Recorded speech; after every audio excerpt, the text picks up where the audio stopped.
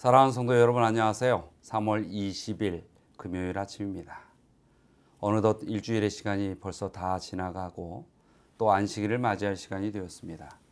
오늘 하루 정말 하나님께 한마음으로 기도하시고 또 믿음 안에서 잘 생애하시다가 오늘 해질녘 맞이할 안식일을 축복의 안식일로 맞이하시는 우리 모든 성도님들 되시기를 간절히 바랍니다.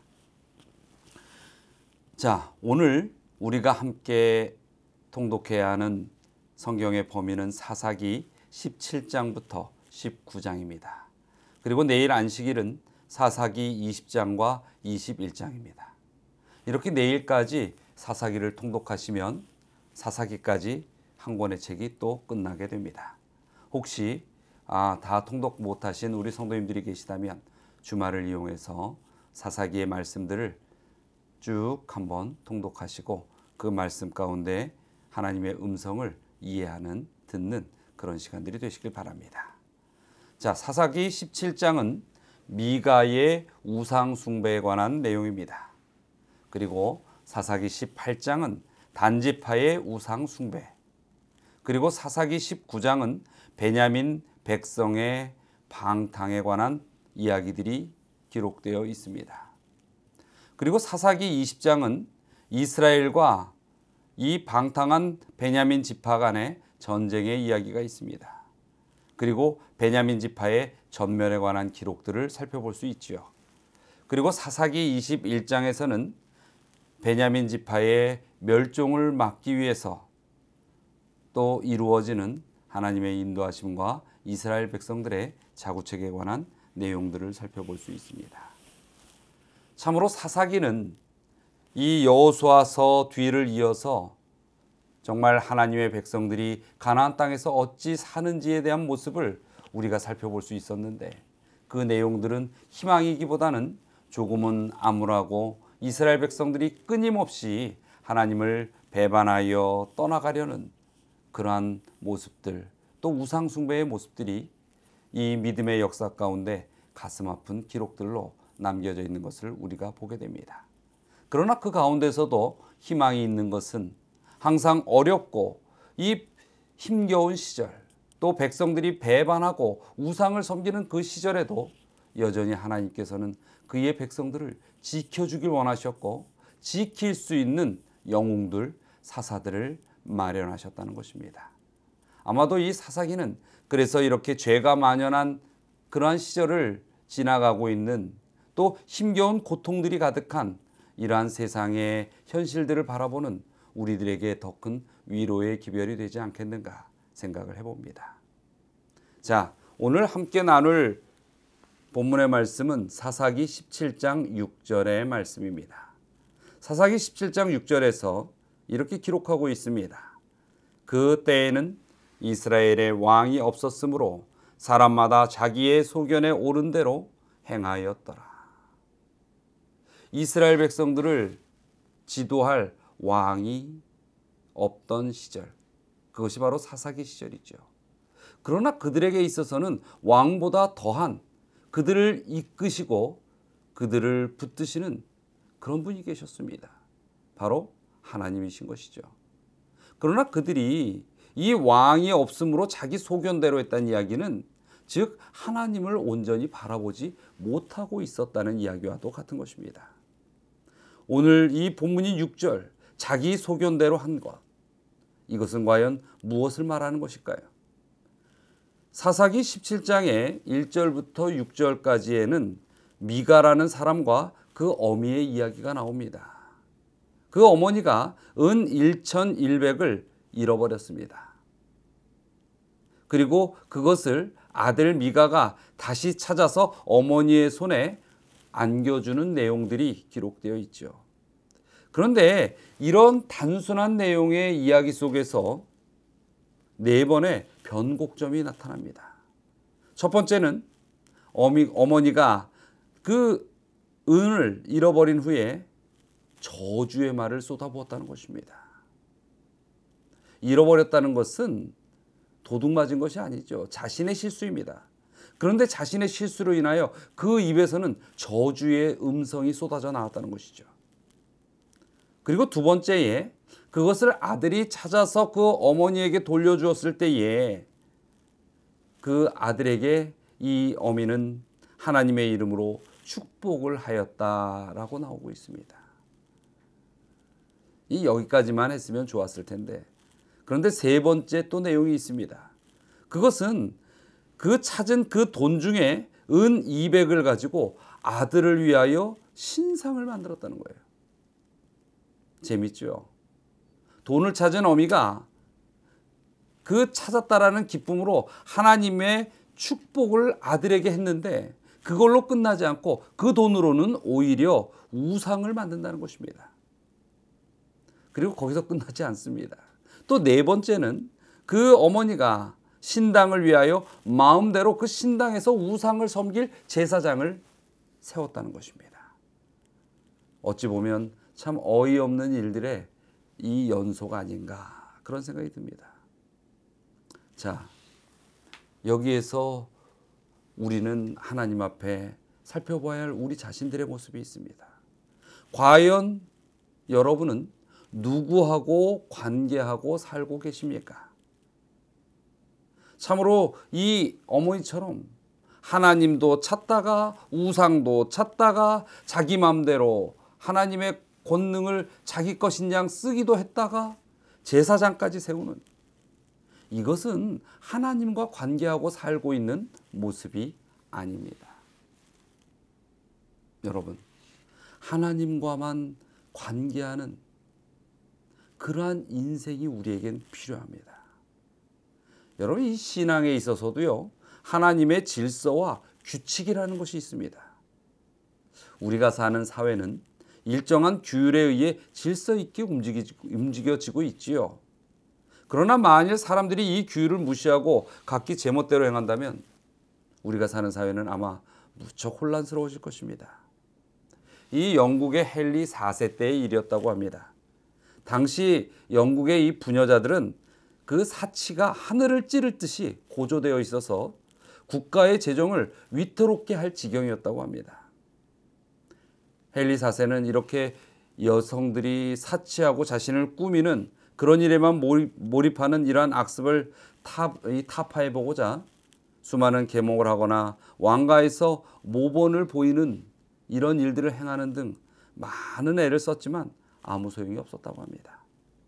생각다 못한 이 헨리 4세는 몸의 장신구를 금하는 법률을 제정해서 공포하게 되었습니다. 그러한 법이 공포가 되었는데도 아녀자들은 막무가내였다고 합니다. 헨리는 고민을 합니다. 이 법률을 폐지하자니 정부의 공신력이 떨어지고 더 중한 형벌을 내리자니 법률 전체가 엉망이 되고 나라 전체가 완전히 시끄러운 혼란의 도가니로 빠질 것 같았다는 것이죠. 그러던 중 헨리 4세는 좋은 묘안을 하나 궁리해내었다고 합니다. 그리고 그는 전국에 다음과 같이 이 방을 붙였다고 합니다. 거기에는 이렇게 쓰여 있었습니다. 몸에 장신구를 달아도 좋은 사람들은 매춘부나 소매치기 등의 각종 전과자의 하나입니다. 이 방이 전국에 붙자 즉각적인 효과가 나타났습니다. 몸에 장신구를 붙이는 사람들은 자신이 무엇이라고 드러내는 것이에요? 매춘부이거나 또 범법자, 전과자, 그것도 감옥에 갔다 온 전과자라는 것을 상징한다는 것이죠. 그래서 사람들은 서로의 눈치를 보면서 자신이 그런 매춘부처럼 또는 전과자처럼 역임을 받을까 봐 두려워서 이 자신의 몸에 사치스러운 장신구들을 제하기 시작했다고 합니다. 그러한 상황들을 보면서 헨리 4세는 매우 흡족했습니다. 이런 일이 있은 후에 얼마 후에 헨리는 이웃나라의 공주를 왕비로 맞이하게 되었습니다. 그런데 여기서 또 문제가 생깁니다. 그 문제는 이 새로 맞이한 이웃나라의 공주, 이 왕비가 사치를 매우 좋아하는 여인이었다는 것입니다. 그래서 파티를 열고 공식선상에 나올 때면 언제나 번쩍번쩍 빛나는 보석으로 온 몸을 휘감고 치장하고 그렇게 나오기가 일쑤였다고 합니다. 그렇다고 해서 이 왕비를 매춘분이 이 전과잔이라고 그렇게 지목할 수는 없는 것이었습니다. 이럴 수도 저럴 수도 없게 난처한 지경에 빠진 헨리는 결국은 그 법률을 폐지하고 말았습니다. 그 후로 그 나라의 부녀자들은 점점 더 사치가 날로 극으로 치달았다고 합니다. 왜요? 이제는 법률이 제재하지 못하니 자기들 소견대로 자기들 마음대로 한다는 것이죠. 여러분, 이것은 사람들의 속성입니다. 온전히 자신이 스스로 옳고 좋다고 여겨지는 것은 그 뜻대로 하고 싶은 욕망이 있다는 것이죠. 그러나 그것이 다행히 국가의 법이나 또 우리 신앙인들에게 있어서 하나님의 법에 맞는 원칙이라면 참 다행입니다만, 많은 사람들은 그거에 연연하지 않는다는 것입니다.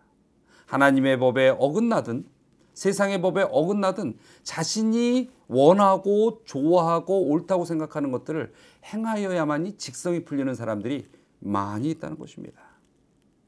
여러분, 그래서 우리가 신앙을 하는 데 있어서도 우리의 삶의 원칙이 믿음 위에 서는 것은 매우 중요합니다. 그들이 왕이 없으므로 자신의 소견대로 했다는 이야기, 이것은 무엇을 이야기하는 것일까요? 그것은 왕이라는 것은 그 국가의 지도자, 원칙인 것입니다. 즉 그들에게 원칙과 법률이 없으므로 자기 마음대로 했다는 것입니다. 그런데 실제로 이스라엘 백성들에게 그들에 대한 원칙과 법률이 없었습니까? 아니요. 그들에게 있어서 원칙은 하나님이었고 법률은 하나님의 말씀이었습니다. 단지 그것을 그렇게 여기지 않았다는 것이죠. 자기 마음대로 하고 싶었다는 이야기인 것입니다. 마찬가지입니다. 우리에게 있어서도 하나님께서 우리의 주인이 되지 못하고 하나님의 말씀이 우리의 원칙이 되질 못한다면 우리 또한 이 사사기 17장에 나오는 이러한 이스라엘 백성들처럼 원칙이 없다, 우리를 지도하는 지도자가 없다 하면서 내 맘대로 하겠다라고 주장하는 그런 백성들이 될 수 있다는 것입니다. 사랑하는 우리 서울중앙 가족 여러분, 우리의 모든 원칙이 그래서 하나님의 말씀 또 하나님을 향한 신뢰, 그 믿음 위에 서 있어야 하는 것입니다. 우리 모두가 그러한 중심을 가지고 살아야 죄로 치우치거나 환경에 의하여 흔들리지 않게 되는 것입니다. 참으로 우리가 하나님을 우리의 중심에 둠으로 하나님의 말씀을 우리의 삶의 원칙으로 삼아 살아감으로 인하여 흔들리지 않고 또 모든 것에 믿음의 아름다운 길을 걸어갈 수 있는 우리 성도님들이 되시기를 간절히 소망합니다. 자, 오늘의 기도의 제목입니다. 첫 번째는 흔들리지 않고 하나님의 원칙대로 살아갈 수 있도록 기도하시기 바랍니다. 두 번째는 성도와 국가의 경제를 위하여, 우리 모든 성도님들의 가정과 또 국가의 경제를 위하여 기도해 주시기 바랍니다. 그리고 세 번째는 정상적인 예배의 신속한 회복을 위하여 기도해 주시기 바랍니다. 다 함께 기도하겠습니다. 사랑과 은혜가 많으신 하나님, 진정 저희가 이 세상에 수많은 저희의 삶을 이끄는 원칙들이 있을지라도 무엇보다 주님의 말씀이 저희의 삶의 원칙이 되고 그것을 중심에 두고 살아가는 믿음의 백성이 되게 하여 주시옵소서. 또 지금 코로나19로 인하여 전 세계의 경제가 얼어붙고 있습니다. 이러할 때 수많은 영혼들이 고통 중에 쓰러질 수 있습니다. 아버지요, 특별히 우리 모든 성도들의 가정을 지켜주시고 축복으로 인도하여 주시옵소서. 그리고 이 국가의 경제를 붙드셔서 이런 일로 인하여 수많은 인생들이 큰 고난을 당하지 않도록 지켜주시옵소서. 또 몇 주째 우리가 각 가정에서 방송으로 예배를 드리고 있습니다. 아직도 지금 이 사회에는 코로나19의 그 전염으로 인하여 신음하고 있고 교회들이 온전한 예배를 드리는데 많은 어려움이 있습니다. 그러나 주님, 우리가 비록 각 가정에서 방송으로 예배 드릴지라도 온 마음을 다하여 주님께 경배케 하게 하여 주시옵고, 또 원하옵건대 신속히 다시 정상적으로 회복될 수 있도록 축복하여 주시옵소서.